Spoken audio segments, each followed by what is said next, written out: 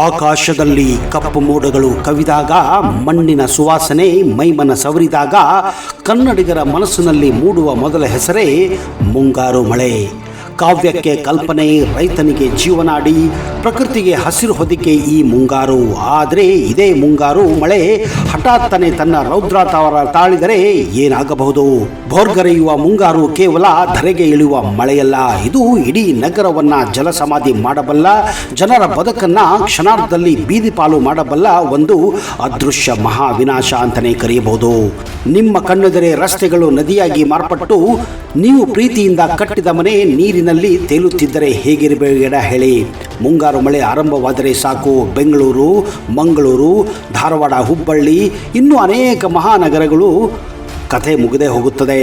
ಗಂಟೆಗಟ್ಟಲೆ ಸುರಿಯುವ ಧಾರಾಕಾರ ಮಳೆಗೆ ಇಡೀ ನಗರವೇ ಸ್ತಬ್ಧವಾಗಿ ಹೋಗುತ್ತವೆ. ರಾಜಕಾಲುವೆಗಳಿಗೂ ತುಂಬಿ ಹರಿದು ರಸ್ತೆಗಳು ಕೆರೆಯಂತಾಗುತ್ತವೆ. ಐಷಾರಾಮಿ ಕಾರುಗಳು, ದ್ವಿಚಕ್ರ ವಾಹನಗಳು ನೀರಿನಲ್ಲಿ ಆಟಿಕೆಯಂತ ತೇಲುತ್ತವೆ. ಕಚೇರಿಯಿಂದ ಮನೆಗೆ ಮರಳುವ ಜನ ಗಂಟೆಗಟ್ಟಲೆ ರಸ್ತೆಯಲ್ಲಿ ಸಿಲುಕಿಕೊಳ್ಳುತ್ತಾರೆ. ಮೊಣಕಾಲುದ್ದ ನೀರಿನಲ್ಲಿ ವಾಹನಗಳನ್ನು ತಳ್ಳುತ್ತಾ ಸಾಗುವ ಜನರ ಆಕ್ರೋಶ, ಕಣ್ಣೀರು ಮುಂಗಾರಿನ ಇನ್ನೊಂದು ಕರಾಳ ಮುಖ ಅಂತಲೇ ಕರೆಯಬಹುದು. ನಗರದ ಮಧ್ಯಮ ವರ್ಗದ ಮತ್ತು ಕೊಳಚೆ ಪ್ರದೇಶದ ಜನರ ಸ್ಥಿತಿಯಂತೂ ವರ್ಣಾತೀತ ಸ್ನೇಹಿತರೆ. ಮುಂಗಾರಿನ ಆರ್ಭಟಕ್ಕೆ ಮನೆಗಳ ಒಳಗೆ ನೀರು ನುಗ್ಗಿದಾಗ ಇಡೀ ರಾತ್ರಿ ಕಣ್ಣೀರಿನಲ್ಲಿ ಕಳೆಯಬೇಕಾಗುತ್ತದೆ. ಮನೆಯಲ್ಲಿರುವ ಎಲೆಕ್ಟ್ರಾನಿಕ್ ಉಪಕರಣಗಳು, ರೇಷನ್ ಸಾಮಗ್ರಿಗಳು, ದಾಖಲೆಗಳು ನೀರಿನಲ್ಲಿ ಕೊಳೆತು ಹೋಗುತ್ತವೆ. ಹಳೆಯ ಕಟ್ಟಡಗಳು ಮುಂಗಾರಿನ ತೇವಾಂಶ ತಡೆಯಲಾರದೆ ಧರೆಗಿಳಿದಿರುತ್ತವೆ. ಕಾಂಕ್ರೀಟ್ ಗೋಡೆಗಳ ಅಡಿಯಲ್ಲಿ ಸಿಲುಕಿದ ಜೀವ ಕಳೆದುಕೊಳ್ಳುವ ಭೀತಿ ಕ್ಷಣ ಕ್ಷಣಕ್ಕೂ ಕಾಡುತ್ತಿರುತ್ತದೆ.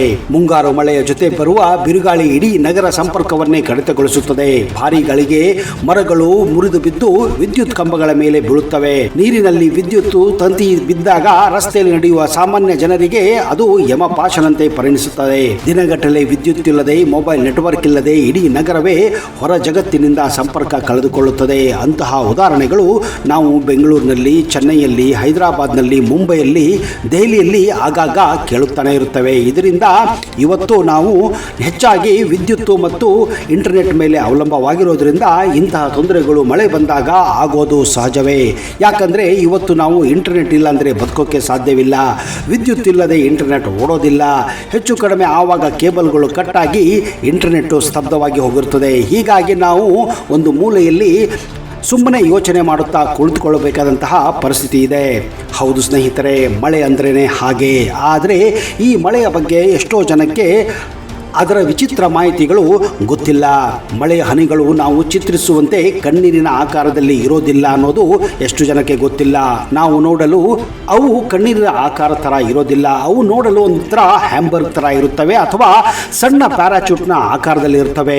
ಮಳೆ ಹನಿಯ ಮೇಲ್ಭಾಗ ಚಪ್ಪಟೆಯಾಗಿರಲು ಗಾಳಿಯ ಪ್ರತಿರೋಧವೇ ಕಾರಣ ಅಂತಾರೆ. ಸಾಮಾನ್ಯ ಮಳೆ ಹನಿ ಸರಾಸರಿ ವೇಗ ಗಂಟೆಗೆ 11ರಿಂದ 35 ಕಿಲೋಮೀಟರ್ ಇರುತ್ತದೆ ಅಂತ ನಾವು ತಿಳ್ಕೊಳ್ಬೇಕಾಗುತ್ತದೆ ಸ್ನೇಹಿತರೆ. ಯಾಕಂದರೆ ಮಳೆ ಬಂದಾಗ ನಾವು ಅದರ ಬಗ್ಗೆ ತಿಳಿದುಕೊಳ್ಳಲು ಹೋಗೋದಿಲ್ಲ. ಅದರ ವೇಗ ಎಷ್ಟಿರುತ್ತೆ, ಏನಾಗಿರುತ್ತೆ ಅಂದರೆ ಅದು ಮೇಲಿಂದ ಕೆಳಗೆ ಬೀಳುವಾಗ ಅದರ ವೇಗ 11ರಿಂದ 35 ಕಿಲೋಮೀಟರ್ ಅಂತ ಗೊತ್ತಾಗಿದೆ ಅಂದರೆ ನೀವು ನಂಬಲೇಬೇಕು. ಮಳೆ ಹನಿಗಳು ಮೇಲಿಂದ ಬೀಳುವಾಗ ಗಾಳಿಯ ವೇಗ ಹೆಚ್ಚಿದರೆ ಅವುಗಳ ಬೀಳುವ ವೇಗ ಕೂಡ ಹೆಚ್ಚುತ್ತದೆ ಅಂತ ಹೇಳಾಗುತ್ತದೆ. ಹೌದು ಸ್ನೇಹಿತರೆ, ಯಾಕಂದರೆ ಅದರ ವೇಗ ನಮ್ಮ ತಲೆ ಮೇಲೆ ಬಿದ್ದಾಗ ಗೊತ್ತಾಗುತ್ತದೆ.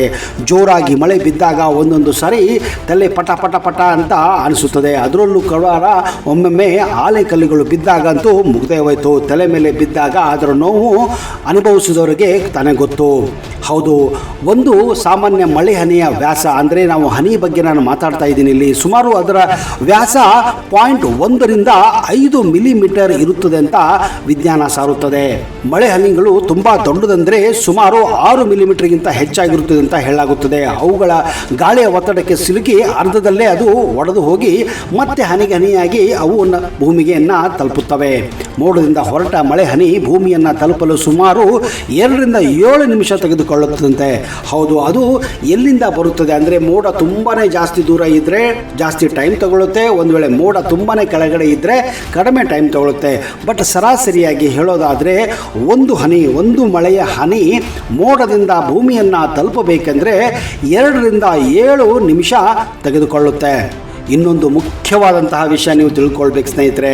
ಏನು ಮೋಡದಲ್ಲಿ ಉಂಟಾದಂತಹ ಮಳೆ ಏನಿದೆಯಲ್ಲ, ಅಂದರೆ ಆ ನೀರಿದೆಯಲ್ಲ, ಅಂದರೆ ಹನಿಗಳೇನಿದೆಯಲ್ಲ, ಎಲ್ಲ ಹನಿಗಳು ಅಂದರೆ ಮಳೆಯ ಹನಿಗಳು ಭೂಮಿಯನ್ನು ಮುಟ್ಟೋದಿಲ್ಲ. ವಿಪರೀತ ಶಾಖವಿರುವಂಥ ಪ್ರದೇಶಗಳಲ್ಲಿ ಮಳೆ ಹನಿಗಳು ನೆಲಕ್ಕೆ ಬೀಳುವ ಮುನ್ನವೇ ಆವಿಯಾಗಿ ಹೋಗುತ್ತವೆ.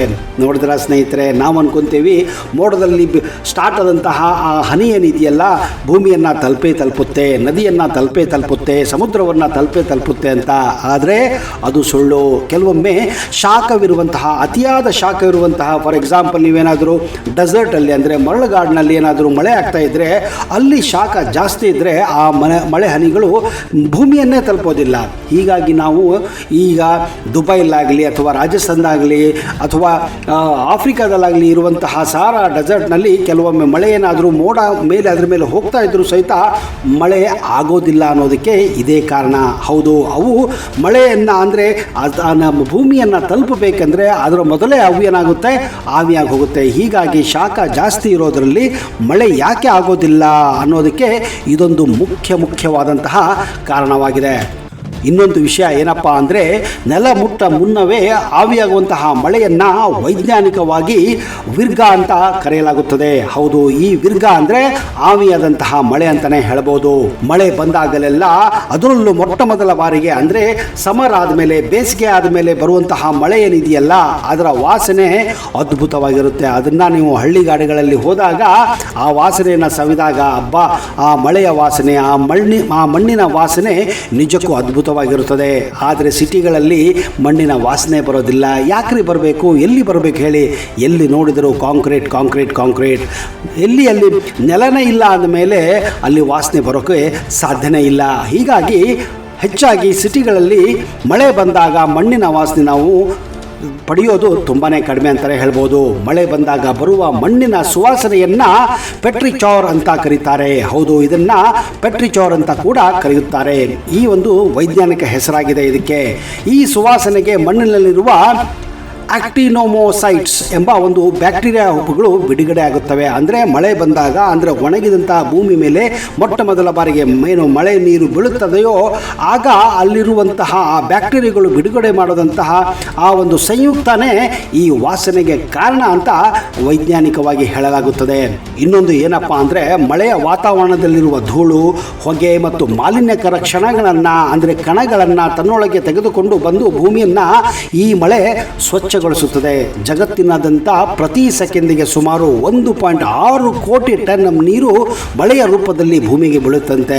ನೀವೇ ಯೋಚನೆ ಮಾಡಿ, ಅದೆಷ್ಟು ಮಳೆ ಅಂದರೆ ಆ ಮೋಡಗಳಲ್ಲಿ ತುಂಬಿಕೊಂಡಿರ್ಬೋದು, ಎಷ್ಟು ನೀರು ಮೋಡಗಳಲ್ಲಿ ತುಂಬಿಕೊಂಡಿರ್ಬೋದು ಅನ್ನೋದು ಇದರಿಂದಲೇ ಗೊತ್ತಾಗುತ್ತದೆ.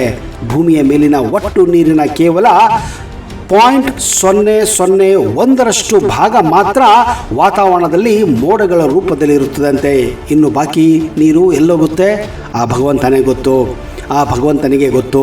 ವಾತಾವರಣದಲ್ಲಿರುವ ಈ ನೀರು ಸಂಪೂರ್ಣವಾಗಿ ಮಳೆಯಾದರೆ ಇಡೀ ಭೂಮಿಯ ಮೇಲೆ 1 ಇಂಚು ಮಳೆ ನೀರು ನಿಲ್ಲುತ್ತದೆ.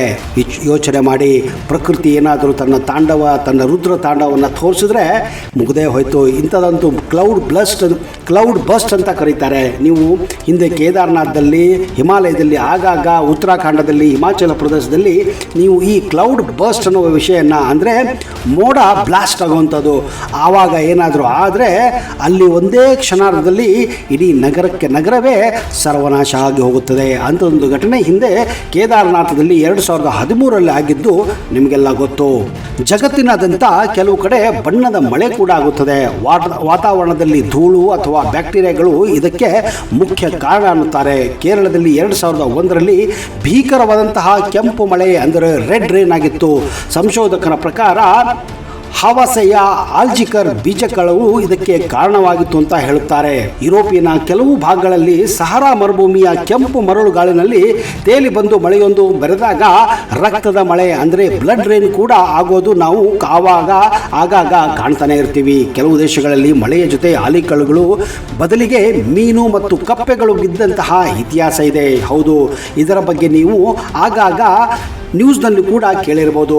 ಮಳೆ ಹನಿಗಳ ಬದಲು ಇದಕ್ಕೆ ಇದಕ್ಕೆ ಏನಪ್ಪಾ ಅಂದರೆ ಮೀನುಗಳು ಬೀಳುತ್ತವೆ, ಕಪ್ಪೆಗಳು ಬೀಳುತ್ತವೆ. ಹೌದು, ಮೋಡಗಳಲ್ಲಿ ಯಾವಾಗ ನದಿಯಿಂದ ಬಂದಂತಹ ಆ ಆವಿ ಜೊತೆಗೆ ಇಂತಹ ಮೀನುಗಳು ಮತ್ತು ಕಪ್ಪೆಗಳು ಮೋಡದಲ್ಲಿ ಸೇರಿಕೊಂಡಾಗ ಈ ರೀತಿ ಆಗುತ್ತೆ ಅಂತ ಕೆಲವು ವಿಜ್ಞಾನಿಗಳು ಇದನ್ನು ಹೇಳ್ತಾರೆ. ಆದರೆ ಇದರ ಬಗ್ಗೆ ಇನ್ನೂ ಕೂಡ ಸಂಶೋಧನೆ ನಡೀತಾ ಇರೋದು ಅಚ್ಚರಿಯ ವಿಷಯ. ಇನ್ನೊಂದು ಕಡೆ ಆಮ್ಲದ ಮಳೆ ಅಂದರೆ ಆಸಿಡ್ ರೇನ್ ಆಗುತ್ತದೆ ಎನ್ನುವುದು ಕೇಳಿಬರುತ್ತದೆ. ಯಾವಾಗ ವಾಯು ಮಾಲಿನ್ಯ ಹೆಚ್ಚಾದಾಗ ಸಲ್ಫರ್ ಡೈಆಕ್ಸೈಡ್ ಮತ್ತು ನೈಟ್ರೋಜನ್ ಆಕ್ಸೈಡ್ ಮಳೆಯೊಂದಿಗೆ ಬೆರೆತಾಗ ಇದು ಸಂಭವಿಸುತ್ತದೆ ಅಂತ ವಿಜ್ಞಾನಿಗಳು ಹೇಳುತ್ತಾರೆ. ಈ ತರದ ಆಸಿಡ್ ಮಳೆಗಳು ಕಾಡುಗಳು, ಕೆರೆಗಳು ಮತ್ತು ಐತಿಹಾಸಿಕ ಕಟ್ಟಡಗಳನ್ನು ನಾಶಪಡಿಸುತ್ತವೆ. ಶುದ್ಧ ಮಳೆಯ ನೀರಿನ pH ಮೌಲ್ಯ ಸುಮಾರು 5.6 ಇರುತ್ತದೆ. ಆದರೆ ಆಮ್ಲದ ಮಳೆ ಅಂದರೆ ಆಸಿಡ್ ಮಳೆ pH ಅದಕ್ಕಿಂತ ತೀರಾ ಕಡಿಮೆ ಆಗಿರುತ್ತದೆ. ಭಾರತದಲ್ಲಿ, ಅದರಲ್ಲಿ ಮೇಘಾಲಯದಲ್ಲಿರುವ ಮಾಸಿನ್ರಾಮ್ ಜಗತ್ತಿನಲ್ಲಿ ಅತಿ ಹೆಚ್ಚು ಮಳೆ ಪಡೆಯುವ ಪ್ರದೇಶವಾಗಿದೆ. ಇದಕ್ಕಿಂತ ಮೊದಲು ಚಿರಾಪುಂಜಿಯಲ್ಲಿ ಹೆಚ್ಚಾಗಿ ಮಳೆ ಆಗುತ್ತಿತ್ತು. ಇನ್ನು ಕರ್ನಾಟಕದಲ್ಲಿ ಆಗುಂಬೆಯಲ್ಲಿ ಅತಿ ಹೆಚ್ಚು ಮಳೆ ಆಗುವಂತಹ ಒಂದು ಪ್ರದೇಶವಾಗಿದೆ. ಇದನ್ನ ಹಿಂದೆ ದಕ್ಷಿಣ ಭಾರತದ ಚಿರಾಪುಂಜಿ ಅಂತಾನೆ ಕರೀತಾ ಇದ್ರು. ಸ್ನೇಹಿತರೆ, ನೀರಿನ ಬಗ್ಗೆ, ಮಳೆಯ ಬಗ್ಗೆ, ಮಾನ್ಸೂನ್ ಬಗ್ಗೆ ನಿಮಗೆ ಈ ಒಂದು ಮಾಹಿತಿ ಹೇಗೆ ಅನಿಸುತ್ತು ಅನ್ನೋದನ್ನ ದಯವಿಟ್ಟು ಕಮೆಂಟ್ ಬಾಕ್ಸ್ ಅಲ್ಲಿ ಹಾಕಿ.